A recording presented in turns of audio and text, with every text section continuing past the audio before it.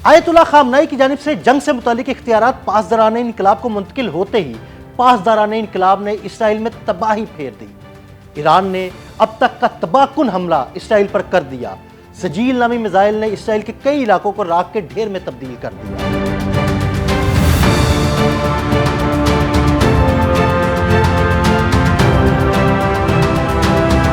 Operation وعدہ صادق 3 کے تحت ایران کا اسرائیل پر نیا خوفناک حملہ۔ تل ابیب ہو یا حیفا، کوئی شہر ایرانی میزائلوں سے محفوظ نہیں۔ ایران نے صہیونی ریاست کی اینٹ سے اینٹ بجا دی۔ ایران نے اسرائیل پر سجیل میزائل سے تباہ کن حملہ کر دیا۔ پاسداران انقلاب کے مطابق اسرائیل پر تازہ میزائل حملے پہلی بار 2 مار سجیل بیلسٹک میزائل کا استعمال کیا ہے، جو 2 اسٹیج سالڈ فیول میزائل ہے۔ ذرائع کے مطابق جس ایرانی سجیل میزائل نے اسرائیلی علاقے ڈین بلاک کو نشانہ بنایا تھا، وہ اپنے وزن اور پے لوڈ یعنی اس میں موجود دھماکہ خیز مواد کی مقدار کے لحاظ سے غیر معمولی نوعیت کا تھا، اور یہ معمول سے بڑا میزائل تھا۔ اس نوعیت کے میزائل ایران نے کم تعداد میں اسرائیل پر داغے ہیں۔ 500 کلو گرام سے زائد وزنی وار ہیڈ لے جانے والا یہ میزائل 2000 سے 2500 کلومیٹر کے فاصلے تک اپنے ہدف کو کامیابی کے ساتھ نشانہ بنا سکتا ہے۔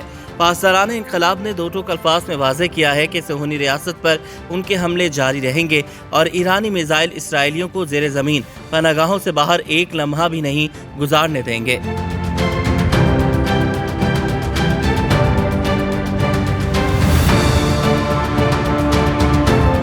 ہم نے صہیونیوں کے لیے جہنم کے دروازے کھول دیے ہیں۔ اس سے قبل ایران کے میزائل حملے کے بعد فضا میں ایک غیر معمولی میزائل دیکھا گیا تھا، جس کے بعد ایران کی جانب سے ایک نئی قسم کا میزائل استعمال کیے جانے کا امکان ظاہر کیا جا رہا تھا۔ غیر ملکی خبر ایجنسی کے مطابق ایران نے جمعرات کی صبح بھی اسرائیل پر متعدد بیلسٹک میزائل فائر کیے، جس کے نتیجے میں اب تک 25 لوگوں کے زخمی ہونے کی اطلاع ہے، جن میں سے 3 کی حالت تشویشناک ہے۔ خبر ایجنسی کے مطابق ایرانی میزائل حملوں کے بعد تل ابیب اور مقبوضہ بیت المقدس میں دھماکے سنے گئے۔ اسرائیلی ریسکیو حکام کا بتانا ہے کہ تل ابیب میں گشتان اور صحرائے نقب سمیت کم از کم 4 علاقوں میں 6 میزائل گرنے کی اطلاع ملی ہے، اور صحرائے نقب میں عمارت پر براہ راست میزائل ٹکرایا ہے، جس سے بڑی تباہی ہوئی ہے۔ دوسری جانب ایرانی میڈیا کا کہنا ہے کہ آج صبح ہونے والے ایرانی میزائل حملوں میں اسرائیلی فوجی اور انٹیلیجنس مراکز کو نشانہ بنایا گیا۔ ایران کی جانب سے پے در پے میزائل حملوں کے باعث اسرائیل کا میزائل دفاعی نظام دباؤ سے دوچار ہے۔ اسرائیلی میڈیا کے مطابق اسرائیلی فضائی دفاعی نظام کے لیے غزہ سے فائر ہونے والے دیسی ساختہ راکٹوں کے برعکس جدید میزائلوں کو روکنا ایک امتحان ثابت ہو رہا ہے۔ ایرانی میزائلوں کو روکنے میں مکمل کامیابی نہ ملنے کے باعث نہ صرف اس فضائی دفاعی نظام کی کارکردگی پر سوالات اٹھ رہے ہیں، بلکہ اس کے مستقل استعمال کے باعث اس نظام پر آنے والے اخراجات بھی بڑھتے جا رہے ہیں۔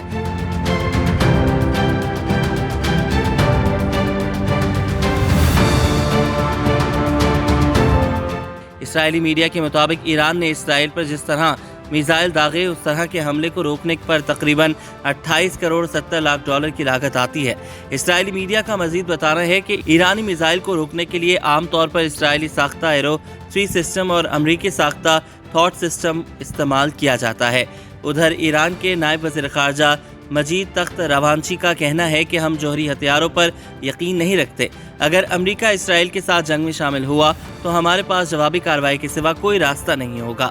امریکی ٹی وی کو انٹرویو دیتے ہوئے ایرانی نائب وزیر خارجہ مجید تخت روانچی نے 2 ٹوک الفاظ میں کہا کہ جہاں بھی ہمیں ضروری ہدف نظر آئے گا ہم کارروائی کریں گے۔ یہ بات بالکل واضح اور سیدھی ہے، کیونکہ ہم اپنے دفاع میں کارروائی کریں گے۔ ایرانی نائب وزیر خارجہ نے کہا کہ ہم جوہری ہتھیاروں پر یقین نہیں رکھتے۔ جوہری ہتھیاروں کا ہماری دفاعی پالیسی میں کوئی مقام نہیں، بلکہ ہم سمجھتے ہیں کہ دنیا جوہری ہتھیاروں کے بغیر زیادہ بہتر جگہ ہوگی۔